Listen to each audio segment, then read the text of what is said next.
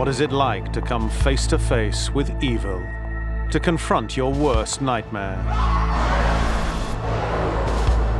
When a killer comes calling,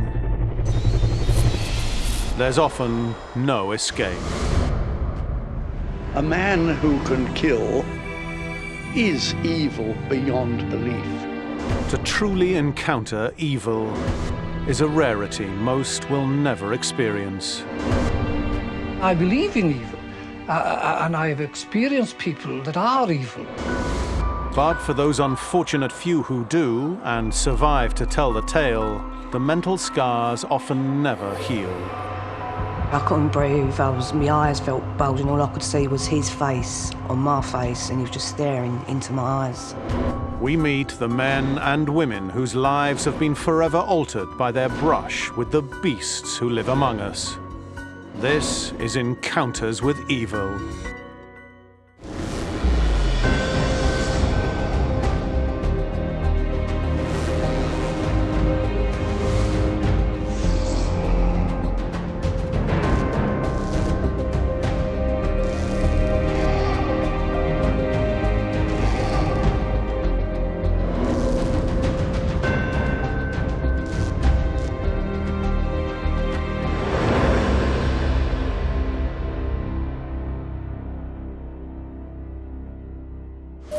In this episode, Imprisoners. They would feed them, they would film them, they would abuse them, they would kill them. Individuals who kidnap, abuse, and enslave their victims. There are various reasons why people abduct. Sometimes you get one parent abducting a child from another parent. You get children abducted to become sex slaves. And then you get people who are just abducting purely for financial reasons. Coming up, American sexual sadist Ariel Castro, who kidnapped and imprisoned 3 young girls for nearly a decade. She felt that a part of her heart died the moment that Castro closed the door behind her. Austrian monster Josef Fritzl, who fathered 7 children with his own daughter in his underground dungeon. She was, if you like, at his mercy. She would be chained up and raped where she was. And the callous, armed robber and killer who imprisoned and murdered a 17-year-old girl for financial gain. He's not planned his murders, he's not doing it for pleasure, he's gone out to get money. But first, a kidnapping that was global front-page news. In March 1998, 10-year-old Natascha Kampusch disappeared whilst on her way to school in suburban Vienna, Austria. There was a great deal of astonishment when Natascha disappeared. She just vanished into thin air. Her family, the police, and the whole of Austria were baffled by her disappearance. Every line of inquiry seemed to be a dead end. As the years passed by, Natascha's whereabouts remained a mystery. Who was responsible for her disappearance? This man is capable of unspeakable inhumanity to victims, and I think that's what people find so disconcerting about the Priklopil case. Wolfgang Priklopil was a resident of Strasshof, a quiet suburban town just outside of Vienna. Priklopil was a very unobtrusive young man. There was nothing outstanding, there was nothing about him that said this man is going to be a monster. His house in Strasshof had been built during the Cold War and included a bomb shelter. Priklopil had modified and isolated this cellar to create a secret chamber. Building a secure, safe and hidden underground complex within his own home took a lot of planning and a lot of hard work. Some have suggested that he must have been fantasizing about this from a relatively early age. I think there's no doubt that that complex was built with the view to holding an individual against their will and in secrecy.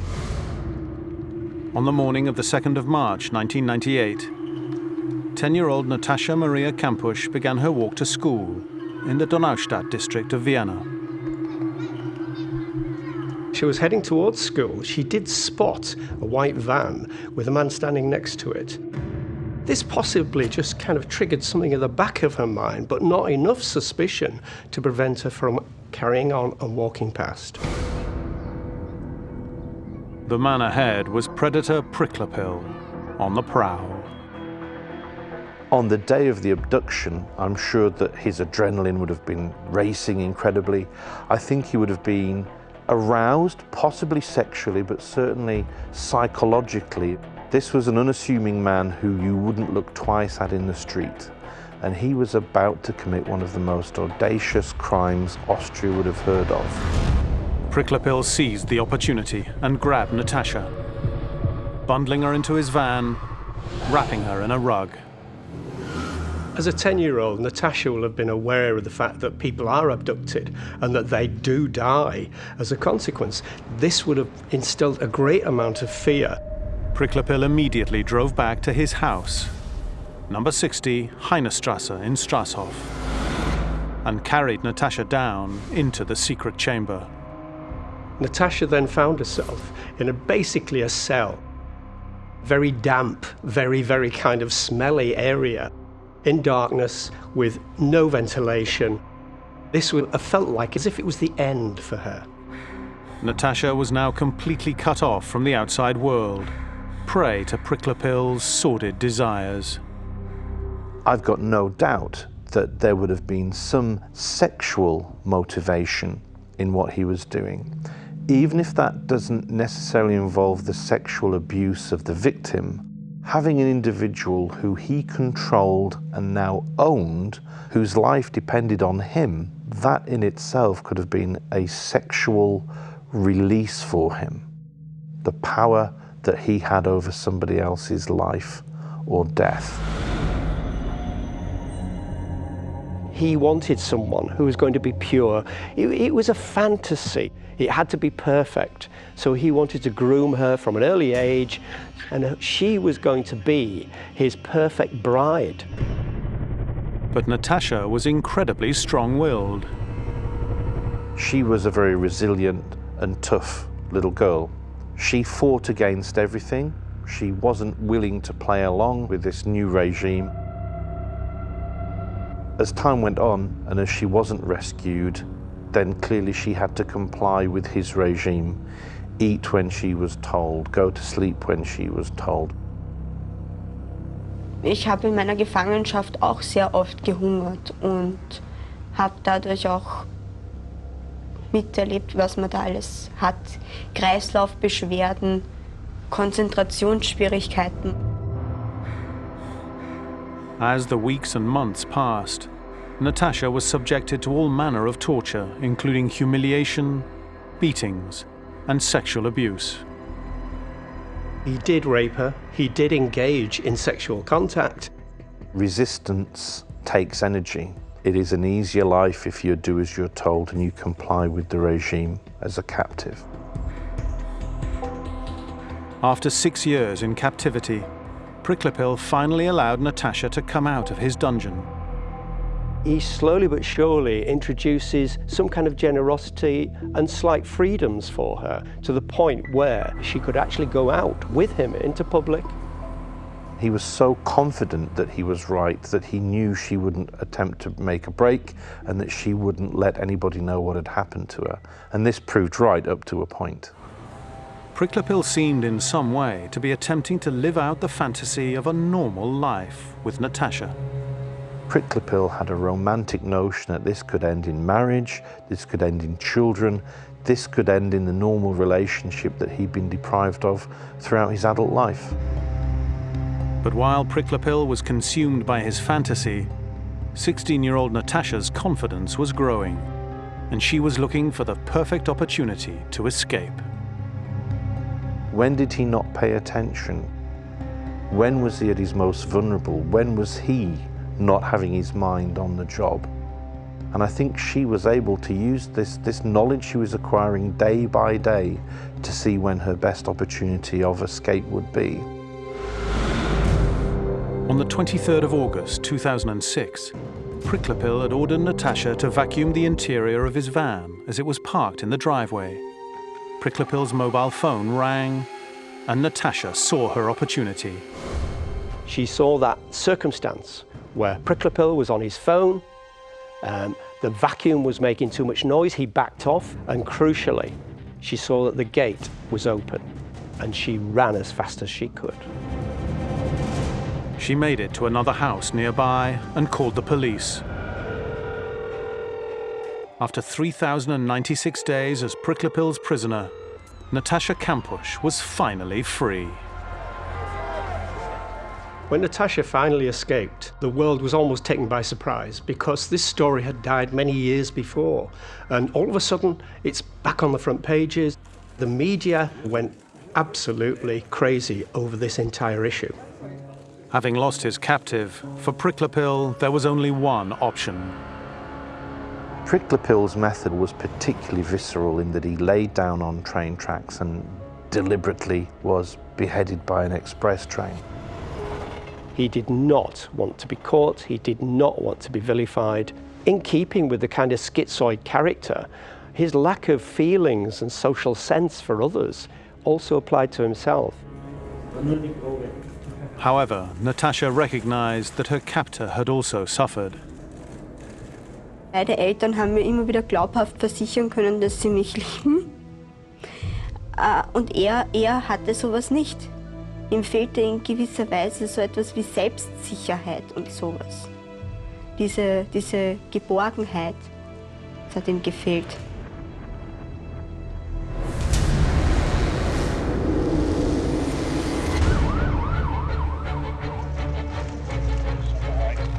In 1975, police were engaged in a manhunt for a dangerous suspect known as the Black Panther. Wanted for armed robbery, murder, and the kidnap of 17-year-old Lesley Whittle, this master criminal had become public enemy number one.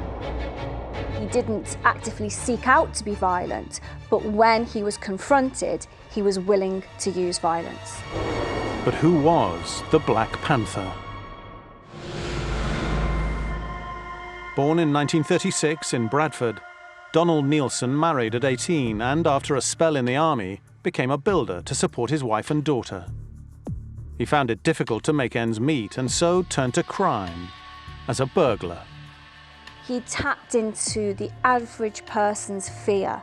He broke in the middle of the night, initially to houses, which everybody fears somebody breaking into their house when you're sleeping. But burgling houses wasn't profitable enough for Neilson, so he chose to up the ante and rob small post offices. In those days, we had very low security, so they were quite easy to turn over. He carried out these robberies armed. He's being an ex-soldier, used to carrying guns, and I suspect that he was quite happy to use that gun. But his real weapon of choice was stealth. He would attempt to sneak in and out of the post offices without being seen. And part of that was that he wore black clothes and a black balaclava. The best thing is to get in and out without any contact at all. And if you're really professional, you do it in a very, very short time. He would have looked at the building, looked at how to take the alarm out, how to get in and out as quickly as possible. Neilson's career as an armed robber was successful until February 1974, when a post office master in Harrogate confronted him. Most people, when faced with a shotgun, do as they're told. But on the other hand, these are sub-postmasters running their own business. It's their money that's being stolen. They're more likely to put up some resistance, and that's when he shoots them. Neilson shot dead sub-postmaster Donald Skepper. The police are now looking for somebody for murder. He knew that he was a wanted man now. But this didn't deter him. Neilson's reign of terror wasn't over. He continued raiding post offices and committed 2 more murders. The second murder was witnessed by the wife of the postmaster, and she gave a witness account of him dressed all in black, but she described him almost panther-like. And the journalist who was interviewing her then coined that term, the Black Panther, and that stuck with him. By 1975, the hunt was on for the brutal killer known as the Black Panther. Neilson had already stolen around £45,000, but he still wanted more. He's not planned his murders, he's not doing it for pleasure, he's gone out to get money.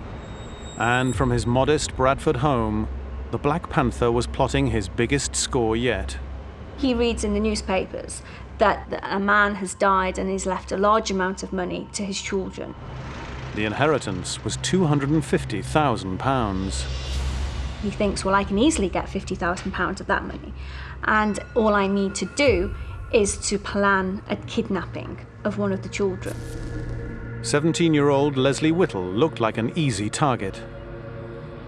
At that time, 50,000 quid would be worth about £300,000 today, so it was quite a large amount of money. On the 14th of January 1975, Neilson breaks into the Whittle family home in the Shropshire village of Highley. He creeps up to Lesley Whittle's bedroom and snatches her, leaving a ransom note demanding £50,000. Neilson drives Lesley to a remote spot in Kidsgrove and imprisons her in a network of underground tunnels. He tethers her by the neck with steel cable to a platform in a vertical drainage shaft. He kept her there while he was negotiating the ransom. That's unusual. You wouldn't expect to find somebody hidden in a drain system. The facilities must have been really drastic for her. There'd be nowhere for her to eat, to wash, or to use the toilet or anything. So very barbaric. He's not bothered about her. She's just a means to an end. Neilson instructs the Whittles to take a call at a random phone box, where he plans to play a recording of Lesley. There's no need to worry, Mum, I'm okay. I've got a bit wet, but I'm quite dry now. I'm being treated very well. The police botch the moment, and the call goes unanswered. Neilson makes contact again, but his instructions and directions are unclear. Go on to the M6 North to junction 10 and on to the A454. The ransom drop seems doomed to fail. By the time I'd collected the money, and then I got lost on the way to Kidsgrove because I'd never been there before, and then I had difficulty in finding the instructions in the phone box, and in consequence there was quite a considerable delay. In a desperate last-ditch attempt to save his sister, Ronald Whittle even appears on television, assuring Neilson that he intended to pay the ransom. Well, I would hope that he would get in touch with me. We've had so many calls, some of which are very clearly hoaxes. As you can see yourself, the money is here. He's got various means of communication available to him.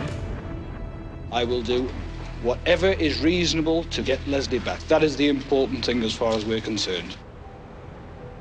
Tragically, the Black Panther lost his nerve, and after a week there was no more contact with the Whittles. The police are left at a complete loss. There's been mistake after mistake made, and they have no idea who the Black Panther is. Lesley's still missing. To be fair to the police forces involved, the instructions that Neilson had left for them were quite cryptic, and he was clearly playing games with them. But it was up to the police to piece together the vague clues that he'd left around. I think that willingness for the police to stumble for another 7 weeks until they found her exact location shows us that Neilson had no intention for her to be found alive at all. He's thought it was going to be a very simple in and out, take the girl, get the money and go, and then it's all dragging on. Now, if you're paranoid, you start becoming more and more anxious about what's happening, you start to misinterpret what's happening. Are the police going to track me down? Am I going to be found? On Friday, the 7th of March 1975, police finally investigate the drainage shaft that had been Lesley Whittle's prison.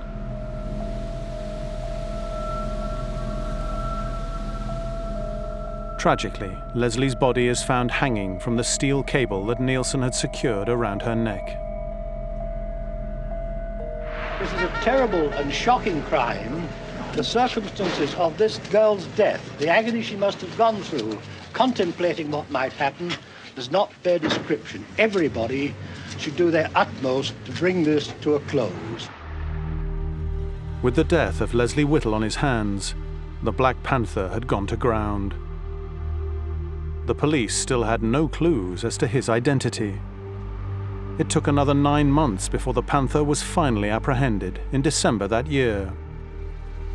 Police officers Tony White and Stuart Mackenzie catch a lucky break after questioning a man they think looks suspicious. Whilst my colleague was asking the questions, I was writing the answers down. And as I got to the more or less the last question, suddenly a voice says, "Don't move, any tricks and you're dead." At this point I glanced to my left and was looking down the business end of a double-barreled sawn-off shotgun. And the next thing I felt was this gun pushed into my ribs underneath my armpit. And on getting himself comfortable, he says, "Right, drive." While driving, Officer Mackenzie distracted the armed assailant and carried out a daring maneuver. Pushing up the gun and hitting the brakes, Neilson was thrown from the car and, with the help of passers-by, arrested. On investigation, Neilson's fingerprints were a match to those found in the drain shaft, where Lesley Whittle had been imprisoned. Although he admitted to the kidnapping, Neilson was adamant that he hadn't murdered Lesley. But he always denied ever killing Lesley, and he's justified his behaviour saying he looked after her, he watered her, fed her, made sure she was safe while he spent 3 days negotiating the ransom. He claimed that she must have fallen accidentally. The question of whether she jumped, fell, whether he killed her or not, we will never know. Neilson was found guilty of Lesley's murder, as well as those of the postmasters. He is willing and able to use violence because he wants money, and he is driven so purely by money that he's very cold. He's willing to kidnap a young girl, to keep her in horrific conditions for weeks on end because he wants the monetary reward. And that is incredibly calculating. Neilson died aged 75 in 2011, still in jail. How evil, how ruthless, how terribly wicked this man is that we've hunted for 7 weeks. God above, I never dreamt in my wildest dreams he'd do such a thing to a girl. It's terrible.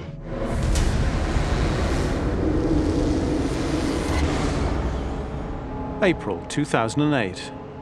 Austrian police interview Josef Fritzl, who's been missing for 24 years. She reveals to the shocked officers she'd been held prisoner by her father and used as a sex slave in a secret underground dungeon. This was the kind of ultimate incestuous abuse of one's own daughter, protracted over many, many years. Josef Fritzl, it seems, was programmed from a young age to become deviant in his behavior. Growing up during the Nazi era, he had a warped maternal relationship. Fritzl's background was far from normal. His mother was very vicious with him. She had almost a hatred of him. He developed very bizarre sexual feelings towards his mother, and the combination meant that his actual developmental psychological state was somewhat disturbed. Where a child has an absent father and they are beaten on a daily basis by their mother, as Fritzl alleges, then you have a perfect recipe for a sadomasochistic, misogynistic control freak. I believe that Fritzl suffered as a child, and as an adult, what he wanted to do was be in the position of being the person who meted out the punishment.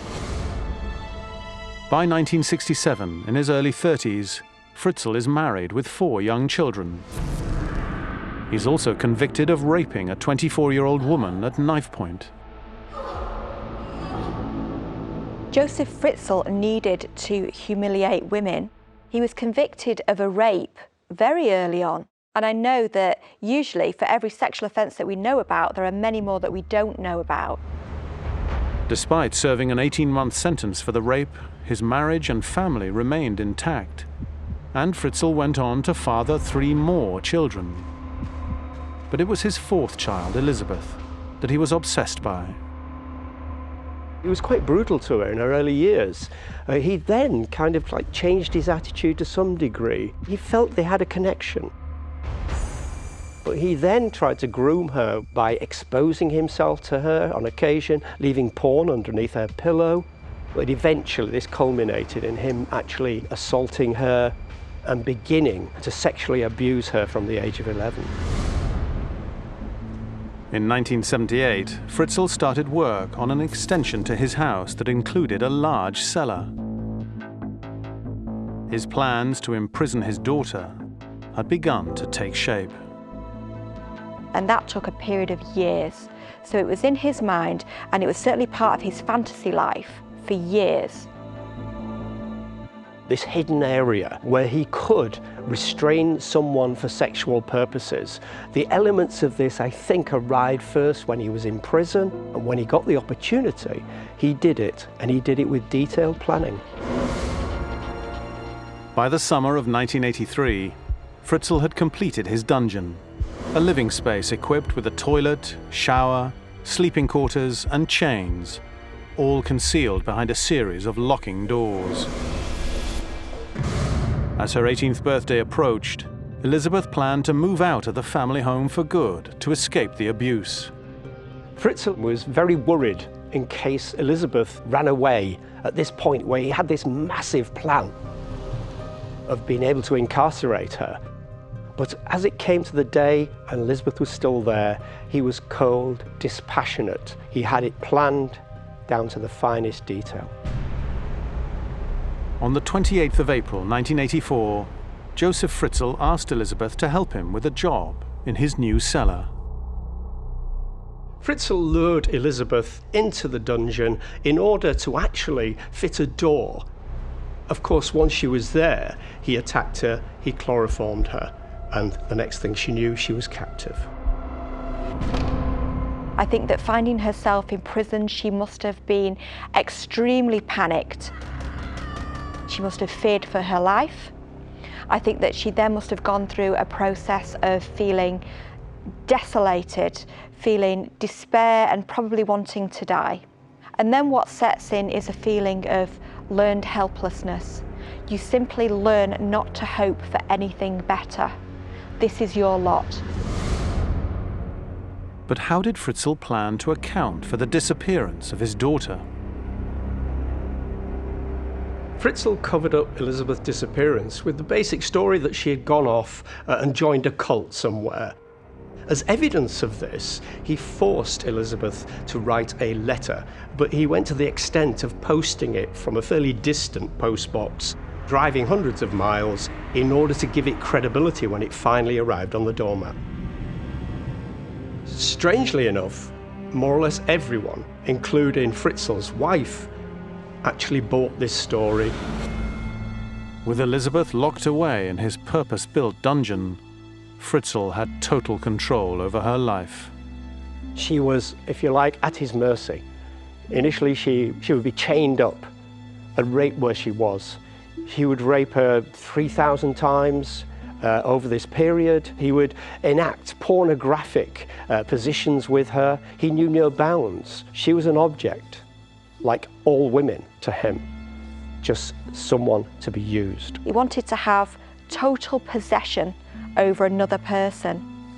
The fact that he was able to do this to his own children, I would say that it's about as psychologically evil as it is possible to get. Throughout her imprisonment, Elizabeth gave birth to 7 children. She was left to give birth herself. She was thrown a towel and a knife and left to get on with it. And that baby was brought into a world that was a smelly, unhygienic, damp dungeon. One of the children, a twin, died soon after birth. Fritzl incinerated the body.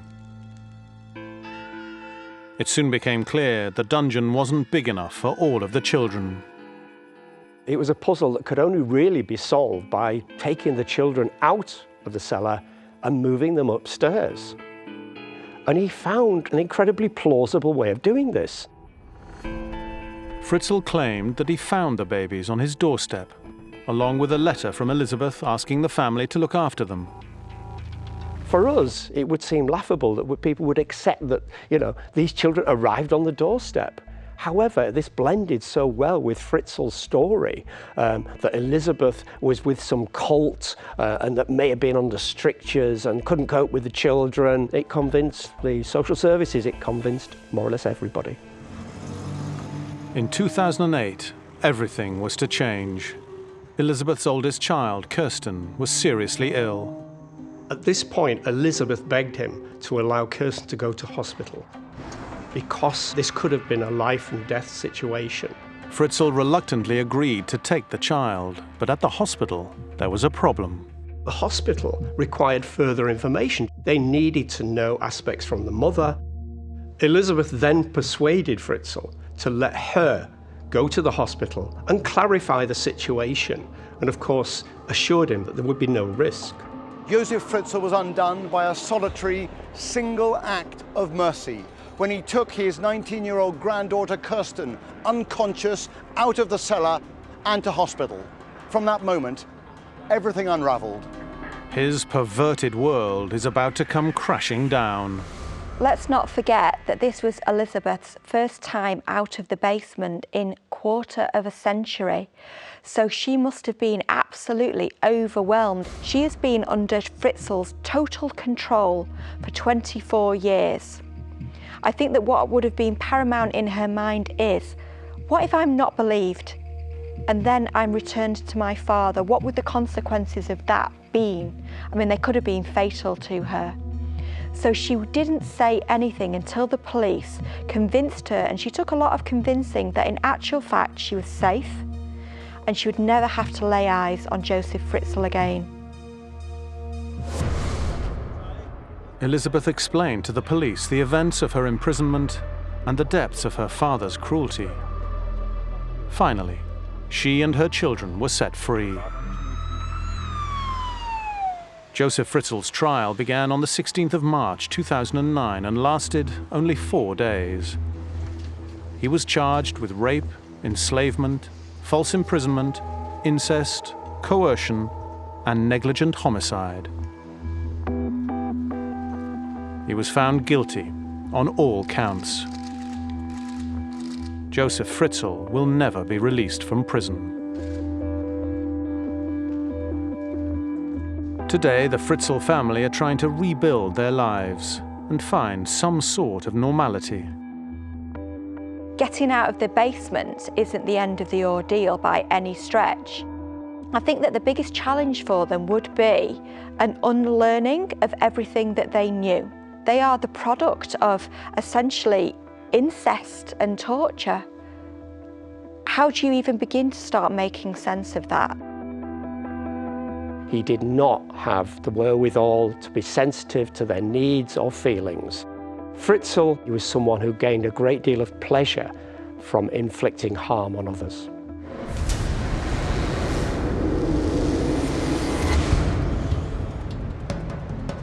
On the 6th of May 2013, a young woman called out for help from the locked front door of an ordinary house in Cleveland, Ohio.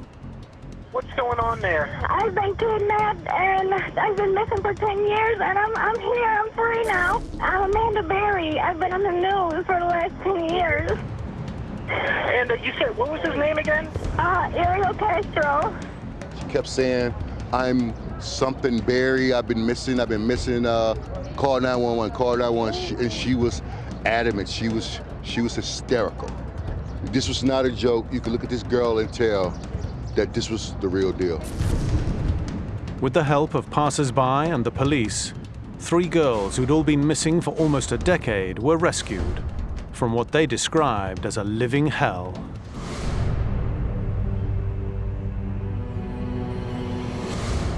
The man responsible for their ordeal was Ariel Castro, now considered one of America's most notorious imprisoners. Castro wanted a solution to his urges which he knew were actually completely aberrant, completely unacceptable. My addiction to pornography and my sexual problem has really taken a toll on my mind. He was very readily able to make people's lives horrific, a living hell, and for those reasons we probably would label him as some kind of psychopath. There's something that has caused him to become a sexual sadist. He says that he was raped as a child, and maybe that's where it started, maybe that's the seeds of his perversion. His criminal career as a sexual imprisoner began in August 2002, when Castro persuaded 21-year-old Michelle Knight to get into his van on the promise of a free puppy. His first victim was actually the perfect choice for him. I don't think it was calculated on his part, but he happened to choose Michelle Knight, who had a history of running away, who was a bit of a wild child. Castro took her to his home at 2207 Seymour and locked her in his basement. Her family didn't look for her, and that must have given him a sense of, this is possible for me. This fantasy is possible, and I'm getting away with it. Castro began to inflict systematic sexual abuse on Michelle. All sexual predators are addicts on some level. What they have is never enough. It's never enough just to fantasize, they have to act on it. When they act on it, they have to act on it again. 8 months later, that is exactly what happened. On April the 23rd, 2003, Castro struck again. It was the day before Amanda Berry's 17th birthday, when she accepted a lift home from Castro, who claimed his son worked with her. He wouldn't have been able to meet his needs with just one woman, because eventually it would become boring, it would become commonplace. He would need to add some interest, because fantasies always refine, they always change and they always evolve. So he was going to continue to do whatever he could get away with in order to meet this need. This sexual sadist now had 2 girls to abuse at will, but this was still not enough for Castro.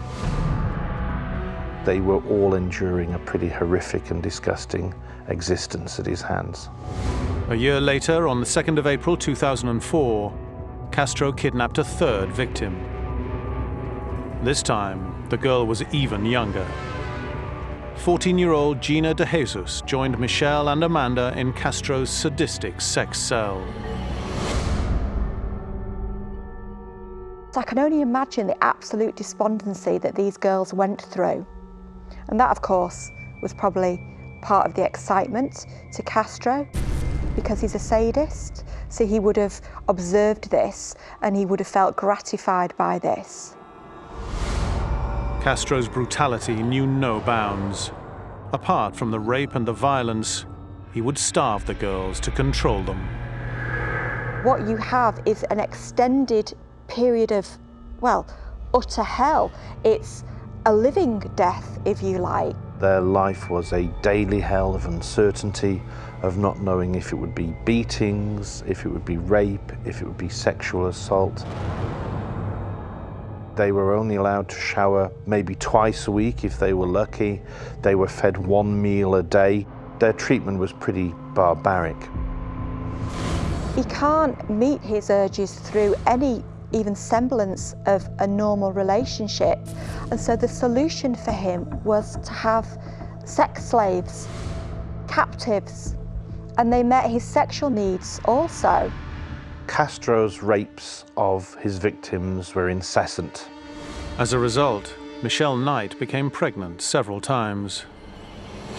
His way of dealing with this was to terminate the pregnancy by beatings and by hitting her and throwing her around the room. Castro also impregnated Amanda Berry, but decided to keep the baby. I don't think he viewed Michelle as a particularly decent or worthwhile person, but I think he felt more kindly towards his second and third, the younger victims, and saw Amanda as someone who was worthwhile to have his child. Amanda gave birth to a baby girl in 2006 without any professional medical care. He was an individual who was capable of killing his own unborn children, but also, at the same time, able to facilitate the birth of one of his children. So this was an individual who was able to nurture and kill at the same time. A complex individual. While Castro was incredibly cruel to his captives, to the outside world, he seemed like an ordinary man. No one really disliked him because he was just terrific. He was a good guy, friendly, good guy. We never thought that he was doing this. If this is a person who can easily lock other human beings in a room and compartmentalize them away from the real world, then he can easily compartmentalize different parts of his personality away from the real world. But there are some very chilling and cruel aspects to his outside appearance. For instance, he tried to get closer to the family of one of his victims, trying to help them in the hunt for their daughter. In fact, he did take part in the manhunt for her in the initial stages after her disappearance. Ariel Castro had been involved with the search parties. He passed out flyers. He was right there with us the first day that Gina was missing. He was enjoying being the only person who knew what really happened to their daughter whilst looking the parents in the eye, and that shows a particular type of psychopathology and cruelty. To prevent the girls from trying to escape, Castro employed savage behavioral control techniques. So what he did was he gave the girls opportunities to sometimes near escape, to open a door, for example. And sometimes he would allow that to happen, and then other times brutally beat them. What that left them with was an uncertainty that kept them psychologically trapped in that room. He did shackle them to walls, but the physical restraints actually became slightly less as time went on because the mental restraints had been put in place. Castro was so confident of his control over his captives, he even took them into his garden. My granddaughter was upstairs one day and they saw a girl back there crawling naked in the backyard. They saw women being walked as dogs. And then the guy took all these boards and like sectioned off the backyard so nobody can see into there. Finally, after almost a decade in captivity, Amanda saw an opportunity and found the courage to act on it. I hear the screaming. So I see one of my neighbors across the street leave his house. This girl is kicking the door and screaming. So I go over there and I say, well, can I help you? What's going on? She says, I've been kidnapped and I've been in this house a long time. I want to leave right now. All right, so I opened the door and we couldn't get in that way. So we kicked the bottom of it and she came through. And when she came, I thought she was the only one. And she grabbed some little girl and had the little girl in her arms. She said, this is his daughter. What's going on there? I've been kidnapped and I've been missing for 10 years and I'm here, I'm free now. I'm Amanda Berry. Ariel Castro was arrested the next day. He pled guilty on the 26th of July 2013 to over 900 counts of rape and sexual abuse. But Castro was in denial of his actions, refusing to accept full responsibility. Most of the sex that went on in the house, and probably all of it, was consensual. People were trying to paint me as a monster, and I'm not a monster. I'm sick. He received life plus 1,000 years on the 8th of May 2013. On his conviction, Michelle Knight read out a statement to her abductor. Ariel Castro, you took 11 years of my life away, and I have got it back. I spent 11 years in hell. Now your hell is just beginning.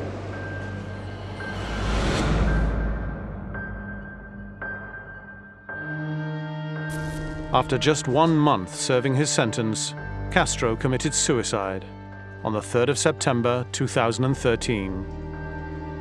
I don't think he had any end game in mind, and I think that he would have carried on until something tragic happened, until he lost one of these women and had to dispose of a body. I think to consider what Castro did to those women, to those girls, is possibly as close to evil as one could be.